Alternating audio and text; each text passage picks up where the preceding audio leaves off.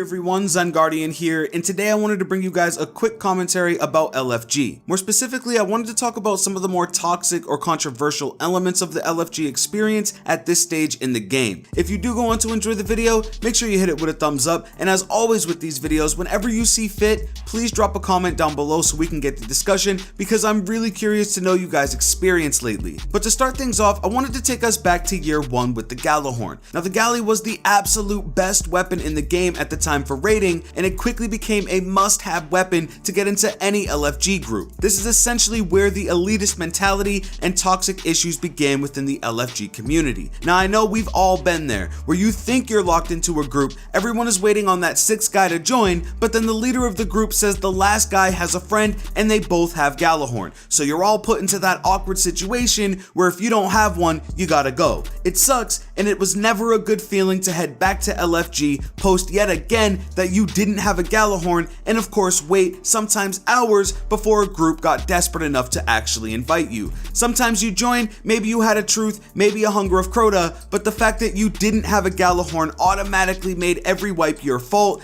Everything that could go wrong was blamed on that one less Gjallarhorn on the team, and because of that, you begin to self-loathe because of something that was never even your fault. All of this stems from LFG groups. Then if you look at what Bungie did about this situation, they actually nerfed the Gjallarhorn, and for the years to come made it completely irrelevant in the game until the rise of Iron. Now people with consistent raid groups or friends that are always online usually won't have this problem. Friends will give each other a pass and work through the kinks of learning, and if you raid with the same guys every week, you all get better as a team. LFG is typically a bunch of complete strangers that simply don't have those advantages. Now if you're newer to the game, you may have never experienced this particular problem, but I know my day ones definitely have. One thing a lot of you newer players have experienced is Trials of Osiris on LFG. I genuinely believe that looking for a Trials team on LFG is more stressful than filling out a job application. There are more numbers involved than a high school math class. I'm not trying to clown here, but seriously take one glance over on LFG at any point in time in the day and you'll see nothing but gamer tags and numbers. It's sad,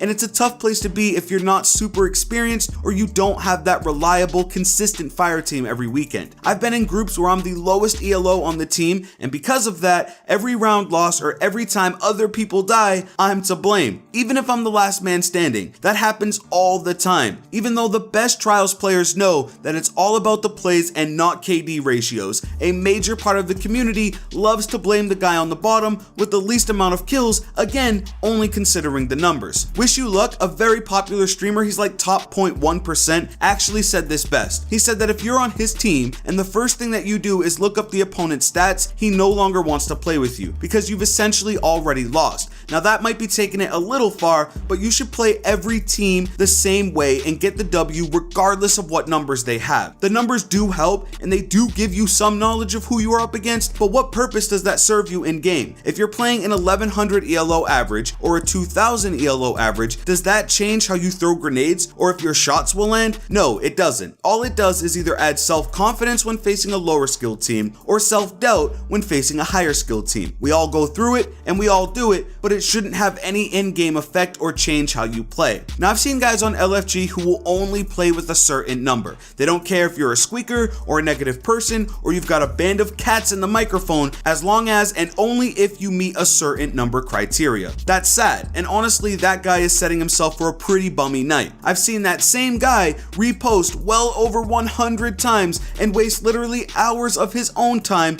waiting on that one number to message him, which makes absolutely no sense. Now I understand not wanting to teach or Sherpa, or I guess deal with a lack of skill, but to waste your own time sitting and waiting for some random person who you think is always good because of a number is ridiculous. And in my opinion, LFG is currently flooded with this mentality and has caused so many groups to fail because of a series of numbers that really don't matter and really don't change how the game is played. Now I'm not saying this to tell people not to look up stats or to become a Sherpa overnight, but just understand that those numbers being ELO and KD are not everything, and they certainly don't tell the whole story. We've all seen that top 1% streamer with amazing stats drop a donut because they're not having a good game or it's just not their map. We've also all seen that carry who averages a 0.6 end up on top in some cases. Bottom line, you should always go into every match with the same mentality of I have no choice but to win this game. Play smart and don't sweat your numbers. I bet you watching this right now, maybe you can remember a time when you started a game doing well, ended up getting a couple of deaths, and all of a sudden you're going negative and things just don't get better within that match. And it's probably all because you got in your own head about how bad you're doing and it just keeps getting worse. I know I've definitely done that, and I have footage on this channel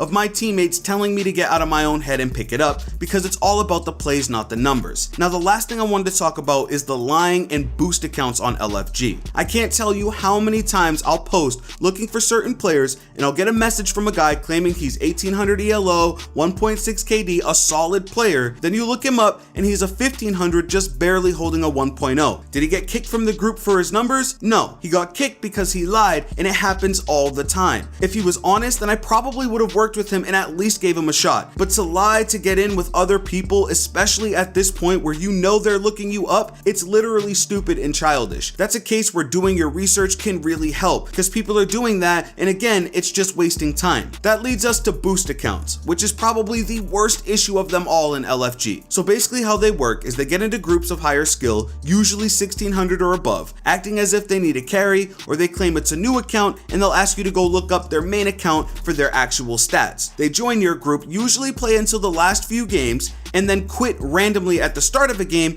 in hopes that you lose. Why? Because if you do lose, they get negative points on their ELO. What happens next is they use that account with lower points to boost their main account faster by having a friend play on the boost account so they get more ELO per win. It's a nasty system that has been a thing since Halo, and it's made a new home on LFG. So if you see posts like this, make sure to ignore it and move on because it's never worth your time. Now, I know that's a lot of information and opinion, but that's about everything I wanted to say on this topic. Of course, I'm not bashing LFG, and trust me, I still use it and love it. I just want some of the stuff that goes on to be more well known and heard within the community, and we haven't even gotten into the streamer spam or any of that stuff. I know some people will disagree and say there's nothing wrong with LFG, but in my opinion, having used it every season in trials, and again back in the day for raids, some of the negativity is really frustrating and can be the cause of a lot of anxiety for a lot of people. At this point, seeing as we're all waiting for Destiny 2, I'm hoping LFG sees some much needed changes with the sequel and we can all have a better experience overall. But of course, leave a comment down below with your experience, and if you did enjoy the video, hit it with a thumbs up. If you're new, make sure you guys subscribe, and I'll catch you guys in the next video. It's been ZG, I'm out.